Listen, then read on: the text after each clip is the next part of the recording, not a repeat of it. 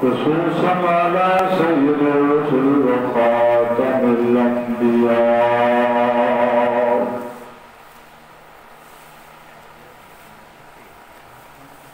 اللهم صل على محمد في النبيين وصل على محمد في المرسلين وصل على محمد في الآخرين وصل على محمد في الأولين وصلى الله تعالى على آله وصحبه أجمعين أما بعد فأعوذ بالله من الشيطان الرجيم بسم الله الرحمن الرحيم قد أفلح من تزكى وذكر اسم ربه فصلى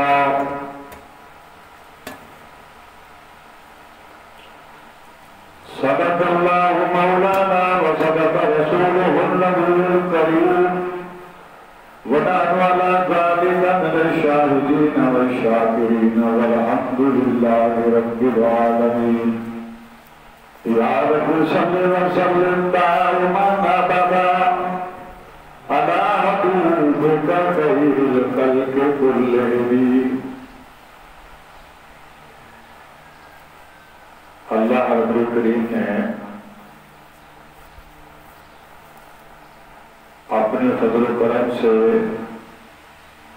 ہمیں پورے سال میں جو سب سے مبارک افضل اور اعلیٰ مہینہ تھا وہ ہمیں عطا فرمایا۔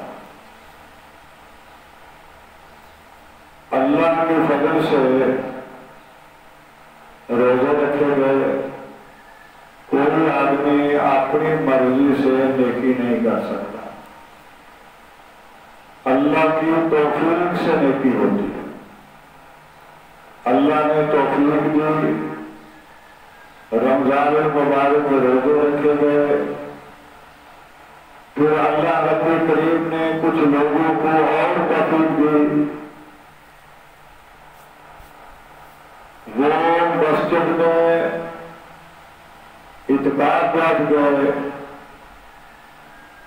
کچھ لوگوں کو اللہ نے توفیق دی وہ پاک راتوں میں جستجو کرتے ہیں کہ اللہ کی رضا مل جائے، اللہ راضی ہو جائے۔ یہ رمضان المبارک اب اختتام کی طرف جا رہا ہے۔ رسول اللہ صلی اللہ علیہ وسلم جو دین لے کر آئے ہیں وہ دین صرف باقاروں کا نہیں ہے، وہ دین صرف طاقتور لوگوں کا نہیں ہے، وہ دین صرف سادے سربت لوگوں کا نہیں ہے، وہ دین غریبوں کا بھی ہے، امیروں کا بھی ہے، تندرست لوگوں کا بھی ہے، بیمار لوگوں کا بھی ہے۔ وہ آدم علیہ السلام کی ساری اولاد کے لیے ہے۔ اب رمضان کے بعد جس طرح روزہ دار سحری کے وقت روزہ رکھتا ہے اور اسے فکر ہوتی ہے افطار کی، افطار کا معنی ہے روزہ کھولنا، وہ اپنی بساط کے مطابق اہتمام کرتا ہے افطاری کا۔ رسول اللہ صلی اللہ علیہ وسلم نے فرمایا کہ جو آدمی کسی کا روزہ افطار کرائے اس کو بھی روزے کے برابر اجر ملے گا، اور روزہ دار کے روزے سے اجر کم نہیں کیا جائے گا۔ اور فرمایا یہ بھی نہیں کہ تم کو اچھے کھانوں کا اہتمام کرو، ایک کھجور سے روزہ افطار کرا دو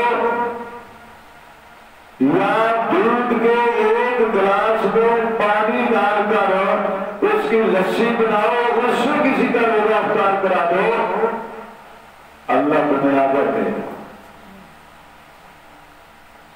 وہ بھی خوش قسمت ہے جو افطاری کا اہتمام کرتے ہیں۔ تو جس طرح صبح کے بعد سحری کے بعد ہم افطاری کا انتظار کرتے ہیں اور اہتمام بھی کرتے ہیں، اسی طرح مہینہ جب گزرے گا تو اس مہینے کے بعد جو دن آئے گا اس دن کو کہتے ہیں عید الفطر۔ اب یہ فطر کہاں سے آیا؟ رسول اللہ صلی اللہ علیہ وسلم مکہ مکرمہ سے ہجرت فرما کر جب مدینہ منورہ تشریف لائے تو مدینہ میں یہودی تھے اور بھی طرح طرح کے لوگ تھے، وہ سال میں مختلف ایام میں کھیل کود کا اہتمام کرتے تھے، ناچ گانے کا اہتمام کرتے تھے، اس میں شراب پیتے تھے، گانا ہوتا تھا، بہت کچھ ہوتا تھا لاہور۔ تو رسول اللہ صلی اللہ علیہ وسلم نے پوچھا کہ بھئی یہ تم کیا کرتے ہو؟ انہوں نے کہا کہ یہ ہمارے مذہبی تہوار ہیں، ہم مذہبی طور پر ان تہواروں کو مناتے ہیں۔ تو رسول اللہ صلی اللہ علیہ وسلم نے اپنے رفقا سے فرمایا کہ میں اس سے بہتر طرح دے دوں،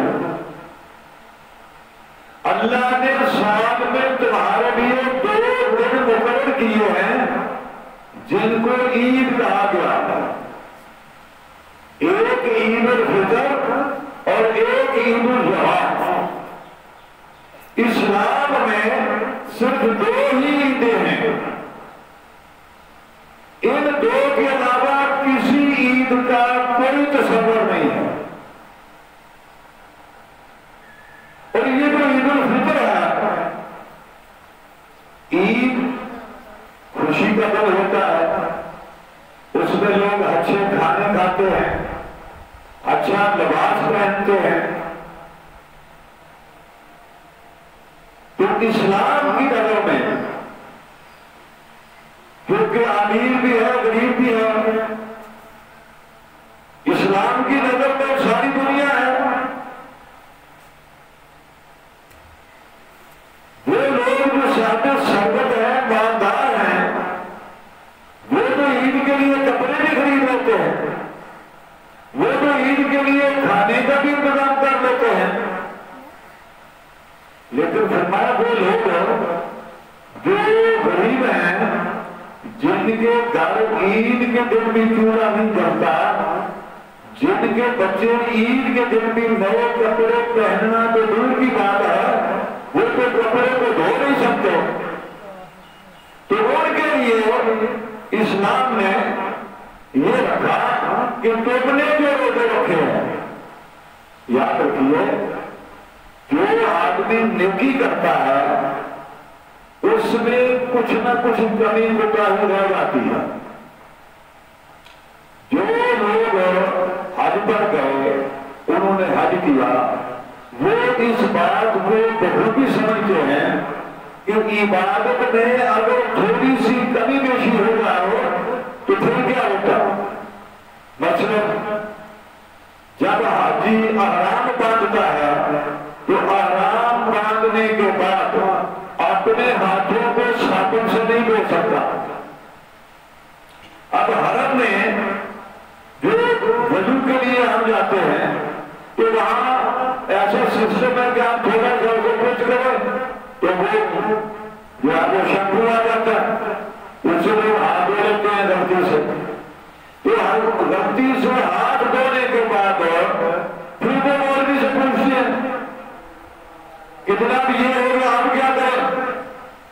تو انہیں بتایا جاتا ہے کہ یہ جو آپ نے کیا یہ آپ کو کرنا نہیں چاہیے تھا، اب اس پر دم ہے، یہ جو آپ سے خطا ہوئی ہے اس کا آپ دم دیں گے۔ اسی طرح ہم نے رمضان کے روزے رکھے، رسول اللہ صلی اللہ علیہ وسلم نے فرمایا اکثر روزہ دار ایسے ہیں کہ سوائے بھوکا پیاسا رہنے کے ان کو اور کچھ حاصل نہیں ہوتا، اور کچھ شب دار ایسے ہیں کہ سوائے جاگنے کے کچھ نہیں ملتا۔ تو عرض کیا یا رسول اللہ صلی اللہ علیہ وسلم یہ کیوں، ایسا کیوں ہوتا ہے؟ تو آپ نے فرمایا روزہ رکھتے ہیں، روزے کے تقاضے پورے نہیں کرتے، ان کی آنکھ اسی طرح دیکھتی ہے جس طرح رمضان کے بغیر دیکھتی ہے، ان کے ہاتھ اسی طرح ظلم و زیادتی کرتے ہیں جس طرح پہلے کرتے تھے۔ تو جو آدمی روزے کی حالت میں حرام کاموں سے نہیں بچتا، نگاہ کا استعمال صحیح نہیں کرتا، ہاتھوں کا استعمال صحیح نہیں کرتا، اس کے لیے کچھ نہ کچھ تو ہو گیا۔ جب اس سے کوئی کوتاہی ہوگی روزے کی حالت میں تو اس کا جو ہے وہ اس کو جو جرمانہ پڑے گا اسے کہتے ہیں فطرانہ۔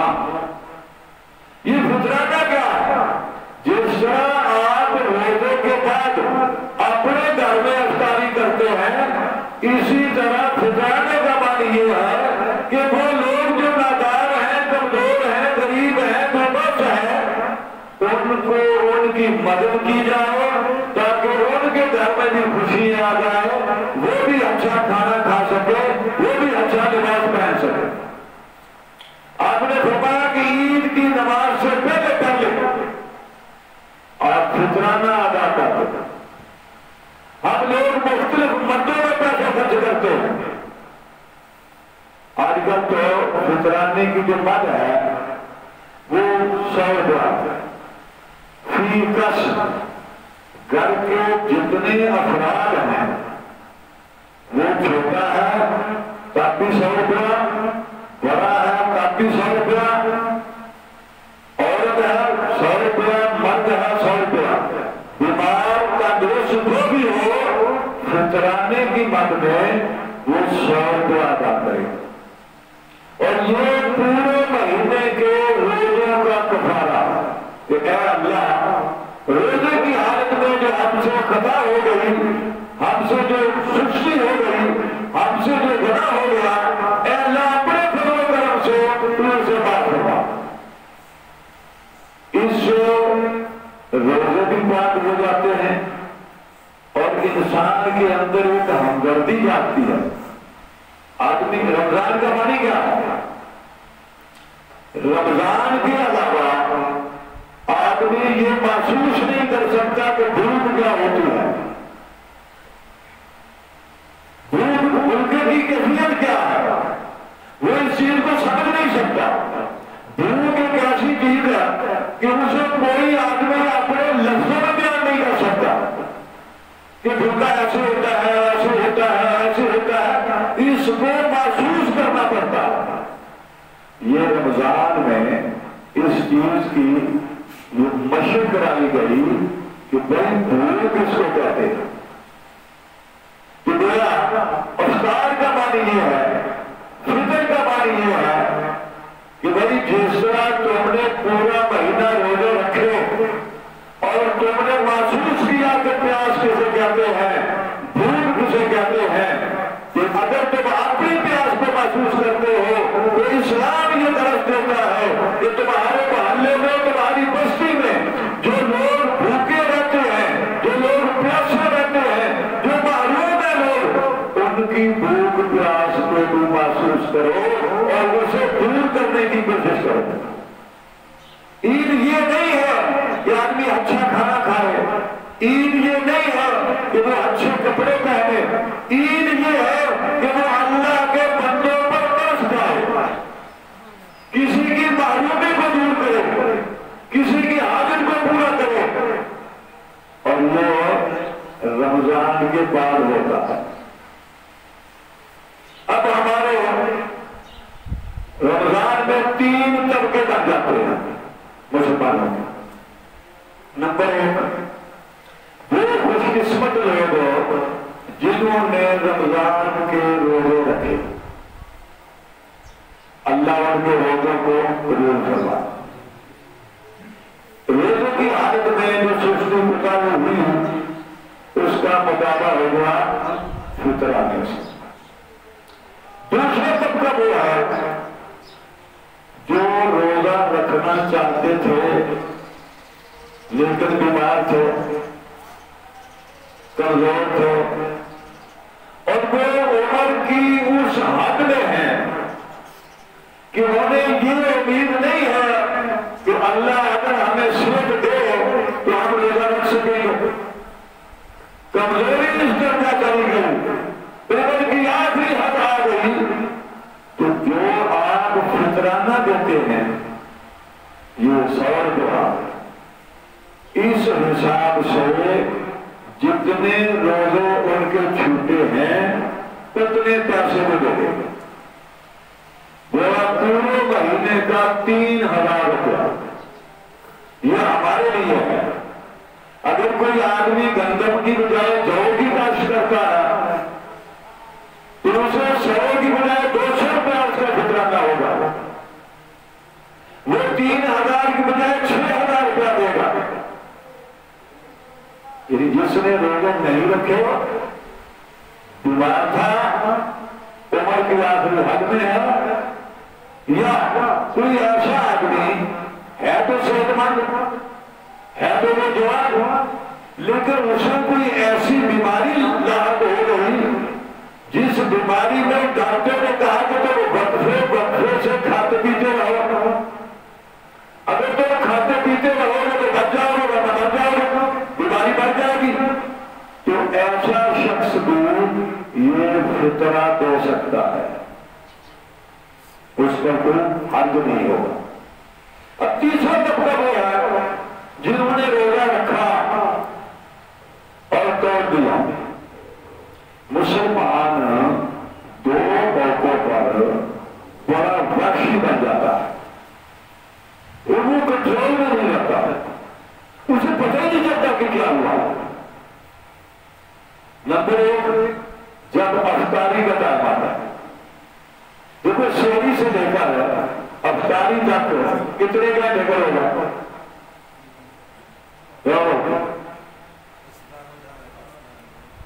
16-17-18 گھنٹے کا. یہ 16-17-18 گھنٹے میں اس نے سفر کیا. ہم نے دیکھا پرسوں ہمارے تو بچہ اس کی بیٹی کی شادی تھی، نکاح کی تقریب تھی، تو اس میں سارے اہل تقریر بیٹھے ہوئے تھے. اتنی لمبی داڑھی اور تقریر، چلہ 2 چلے 4 چلے 10 چلے چلے ہی چلے. لیکن ہوا کیا کہ ان کے سامنے جب دسترخوان پر یہ مال رکھا گیا، کھجوریں رکھی گئی، اور اس دن کے کیلنڈر کے مطابق جو افطاری کا ٹائم تھا وہ تھا 6:57 اور انہوں نے اللہ کے فضل سے چمک بھی پورے نہیں ہونے دیے، انہوں نے فوری ٹائم ہو گیا. نہیں آپ کا وہ ہمارا نہیں ہو، آپ کھا لیں. یعنی جب کھانا سامنے آ جائے تو پھر منٹ 2 منٹ صبر کرنا یہ موت بن جاتا ہے. روزہ ہم ضائع کر دیں گے. اگر کوئی 57 منٹ میں روزہ بند ہوتا افطار ہوتی ہے تو آپ منٹ 2 منٹ پہلے جب ایسا کریں گے تو اس کا مطلب یہ ہے کہ روزہ پورا نہیں ہوا. جس طرح سحری کے وقت اگر آپ سحری ختم ہونے کے بعد کھانا کھانا شروع کریں بات کا روزہ نہیں ہوگا. اور اسی طرح البتہ ہمارے گاؤں میں یہ سہولت ہے کہ اذان ہو جائے آدمی کھانا کھا سکتا ہے. ہمارے یہاں کوئی شیڈول نہیں ہے، کوئی ٹائم ٹیبل نہیں ہے. آپ تو 2 دن رہے ہم نے محسوس کی دیکھا، ہم نے ایک دن ہمارا جو ہے ٹائم وہ یوں سمجھو کہ 38 منٹ تھا، تو 38 کی بجائے ہمیں 32 کی اذان دے دی. پھر کیا ہوا کہ 35 تھا، ہم نے 26 کی اذان دے دی. یعنی ہم اذان صبح کی جلد اور یاد رکھیے رسول اللہ صلی اللہ علیہ وسلم کی حدیث ہے، آپ نے فرمایا جب تک سحری میں تاخیر، افطار میں جلدی کرتے رہو گا گمراہی سے بچ جاؤ گے۔ جلدی کا یہ معنی نہیں کہ سورج ہو تو آپ افطار کر لیں، اور تاخیر کا یہ معنی نہیں کہ سورج نکلا ہے آپ کھاتے رہیں۔ ٹائم کا لحاظ رکھنا چاہیے۔ اور دوسرا نمبر ہوتا ہے اللہ آپ سب کو توفیق دو، جب لوگ حج کے لیے جاتے ہیں اور وہاں جا کر جب شیطان کو کنکر مارتے ہیں، اس وقت بھی وہ بڑے یوں سمجھے کہ آپ سے باہر ہو جاتے ہیں۔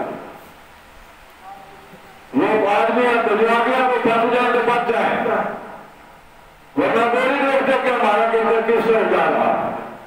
اب تو سردیوں نے شیطان کو موٹا پیدا کر دیا، آسانی ہو گیا کہ ادھر سے باہر دوسری طرف نہیں جاتی۔ پھر ہر حال ہے کہنے کا مطلب یہ ہے کہ جو رمضان میں غلطی کوتاہی ہوئی وہ اللہ فطرانے سے معاف کر دیتے۔ اور تیسرا طبقہ جنہوں نے روزے نہیں رکھے ان کے لیے یہ ہے کہ جو آدمی جان بوجھ کر روزہ نہ رکھے اس کے لیے دو چیزیں ہیں، ایک ہے کفارہ، ایک ہے قضا۔ وہ روزے کو قضا بھی رکھے گا، کفارہ بھی دے گا۔ اب کفارہ کیا ہے کہ ایک روزے کے بدلے 60 روزے رکھے۔ اسلام میں جتنے اعمال ہیں ہر عمل پر یہ شبہ ہو سکتا ہے کہ شاید یہ لوگوں کو دکھلانے کے لیے عمل کر رہا ہو، روزہ ایک ایسا عمل ہے یہ خالص اللہ کے لیے ہوتا ہے، اس میں ریاکاری نہیں ہوتی۔ اور روزہ دار جو ہے اس میں ایک سپیشل دروازے سے پتا لگا ہوا کہ جنت میں اس راستے سے آ جاؤ۔ اللہ کا مہمان مہینہ تھا، ہر آدمی اپنے اپنے گروبار میں جھانکے اس نے اس کی کتنی قدر کی ہے۔ اور جو علت تھی روزے کی، یا الذین آمنوا کتب علیکم الصیام کما کتب علی الذین من قبلکم لعلکم تتقون۔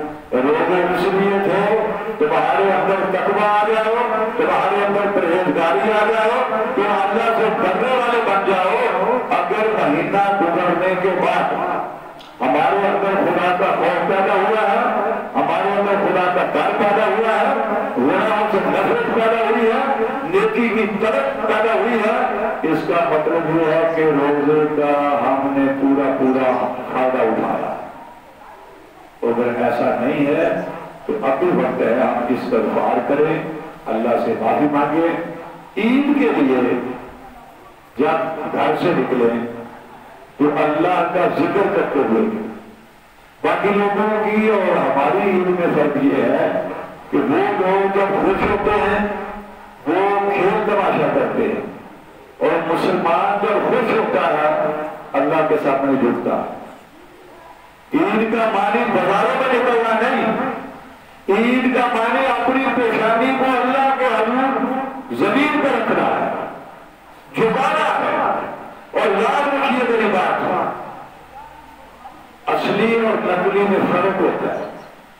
آپ لوگ بڑے سمجھدار ہیں، آپ کو چاول کی پہچان میں فرق آتا ہے کہ یہ اصلی کرنا ہے یا نہیں۔